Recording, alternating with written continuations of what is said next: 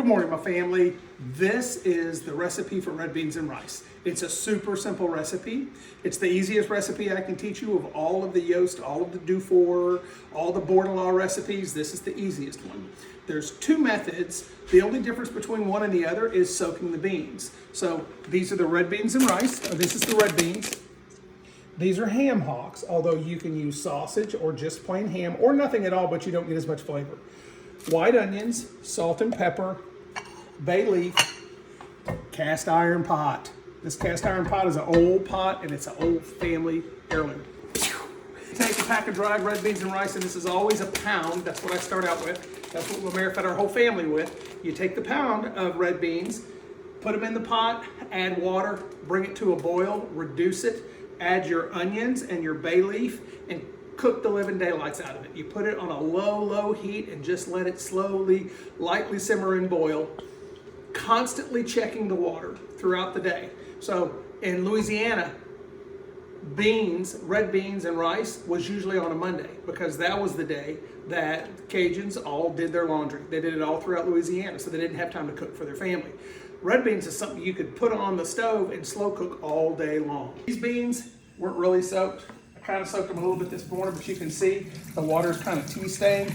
So I'm going to run some of this water out. And this is the pack that we're going to use. Had I soaked them overnight, they'd probably take less than an hour to cook.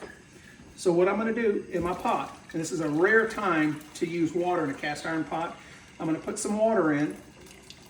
This water is really close to a boil. Then I'm going to take my red beans. I like doing them this way because I can sift through and make sure that I'm not putting in rocks or dirt or busted beans. So I'm just going to take them, dump them in, and we're going to bring this water to a boil. In the beginning, you don't really have to worry about how much water you have in it because the duration of time it's going to take to cook these beans, you're going to go through a lot of water. So you'll just continue to add water. So if you look at the bottom, we didn't get any rocks this time. That's a good thing. So I'm going to drain out that little excess water. Oh, by the way, when you soak your beans overnight and you drain that water out, it helps take out the component that causes you to fart from eating too many red beans. So now we've got the red beans in the water. We're going to flatten them out a little bit, but I can guarantee you that is not enough water. But we just want to bring it to a boil. It's okay to cover the beans. What's important to know is that you don't want to completely close the lid because you want the water to continue to cook down. You want to be able to add to it. It's not a bad idea to have a teapot over to the side with water that's already hot and boiling and low and simmering so that when you do need to add water, you're not adding cold water to hot beans, cooling them down, causing them to have to reheat. You're just going to put the boiling water in with existing hot boiling water and you'll never stop the cooking. Okay, now that the beans, we've got them into a rolling boil, right? I'm going to turn it down. I want them boiling, but I want them simmering. So take them, give them a little bit of a stir, right? See, there's plenty of water in there at the moment. Over time, the water's going to really boil down. So what we're going to do is I'm going to add bay leaf. I like bay leaf, so I'll typically add 5 bay leaves. I'm not going to salt it. I'm not going to pepper it yet. My whole goal with this pot of beans is to get them to reduce down and get those beans to become tender. It's probably going to take 3 or 4 hours before those beans really start to get tender. But even the inside of the bean being tender isn't enough. The goal is to get the outside, the skin of the bean, to be tender. Now that I've added the bay leaf, I'm going to add an onion. So all I'm going to do is dice it up. It's almost going to disappear in the pot.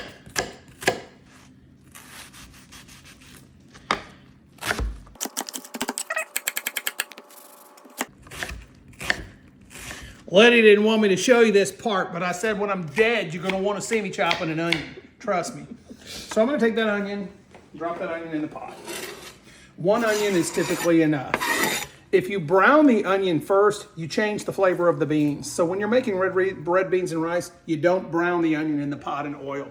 You don't want to brown the onions in the pot because if you do, it's going to cause it to be sweet. And you're not looking for a sweet flavor in your beans. You're looking for a savory flavor in your beans. Always know that. When you brown onions, it turns the starch into sugar, and that sugar reflavor, that sweet flavor really comes out. Don't want that in red beans. So now we've got, I'm gonna turn it back up. to get my boil going again. Doesn't take much to knock it out. Now we've got some onions. You can put a second onion in here if you wanted to, but we're gonna bring this back up to a boil. I'm gonna add just enough water so that it doesn't boil over. Then I'm gonna turn it down and I'm gonna go do all the other things that I need to do in a day. However, you need to be checking these beans about every 30 to 45 minutes because you don't want the water to boil all the way out. Burns at the bottom of the pot, ruins the flavor of the beans, you gotta toss them. I'm not gonna add the ham hocks, which is what I have today, until we're at the very end of the cooking period, which right now it's 10:30. That's probably gonna be around 3 to 4 o'clock, but we'll let you know as we get there. Okay, I'm doing a little bit of my own damn videoing. So the beans are boiling like crazy, as you can see. You can let them boil like this for an hour and a half or 2 hours easy because it's gonna take a long time to get these beans, to soften up. These beans are uncovered because I haven't been able to find the cast iron lid, but I will find it, period. I have another lid to cover them with in just a little bit. But again, I'd watch these beans for an hour or two, just keep adding water and let them boil on high for as long as you can. When the beans start to soften up, especially if they slightly begin to stick to the bottom, you need to turn it down, add more water. Okay, girls, these beans have been cooking for about 20 minutes, maybe 25, and you can see they're already running out of water, and they're not soft at all. So I'm gonna have to add more water. This is boiling water. I'm gonna bring it up as high as I can, but not so high that it's gonna boil over as I let it continue to boil. And I'll let it boil for the first 25 or 30 minutes without a lid on. It's one of the reasons why the water boiled out of it so quickly. So I'm gonna put a lid on it and then leave the lid cracked to the side. So hang on. Here's my lid. It's not the correct lid, but it's one that fits and works. It's got a little hole in it. Notice how I leave a little crack on the side. Then I need to take this burner and I need to turn it down a good bit. So if you see, I've turned the burner down. The beans are still boiling. Maybe you can see them in there, but you can see the steam coming out, but it's not boiling over. So what that tells me is with the size vessel that I chose, this size pot, that it's really important to check the water level pretty frequently, probably every 30 minutes or so, because again, once they burn, it's all over. Okie doke, I'm back. So it's been about 30 minutes since the last time I was checking on the beans, so we're gonna open them up. We're gonna see what kind of a liquid we've got going. So the beans are starting to absorb the water. You can see them getting a little fatter and looking a little bit nicer. The water's getting kind of red, so it's sucking out some of that pigment from the beans.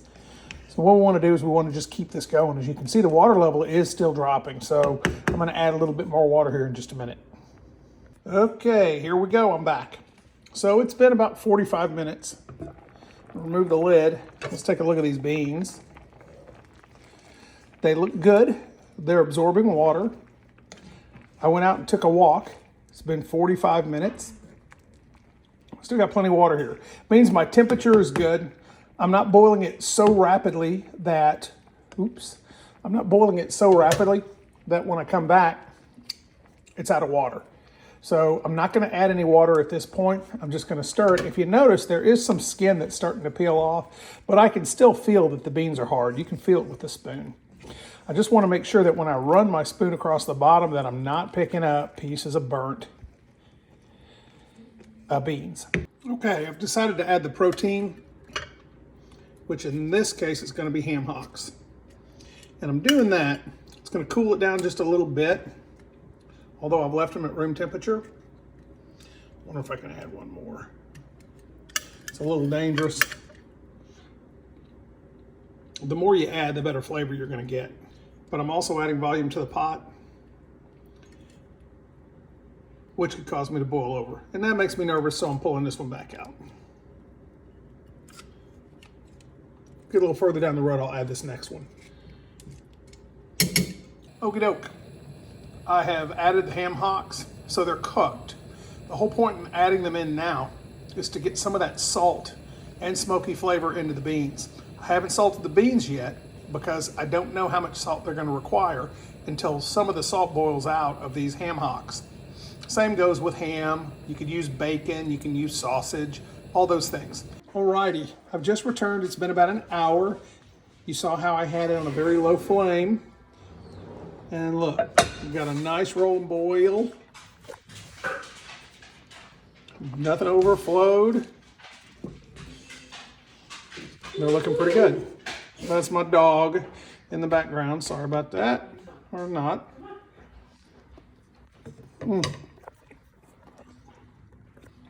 They still have a couple of hours to go. So I'm gonna leave them just like this for another hour. We don't need to add any liquids, nothing sticking on the bottom. And let these ham hocks cook just a little bit longer, and then I'll start to salt and pepper a bit. Okay, this is gonna be what the heck's going on with this bean. I'm gonna give you an idea as to what you're looking for. So these beans have been on since I think maybe 10:30 this morning. It's about 2:30 this afternoon. Everything's going fine. Still haven't seasoned it yet.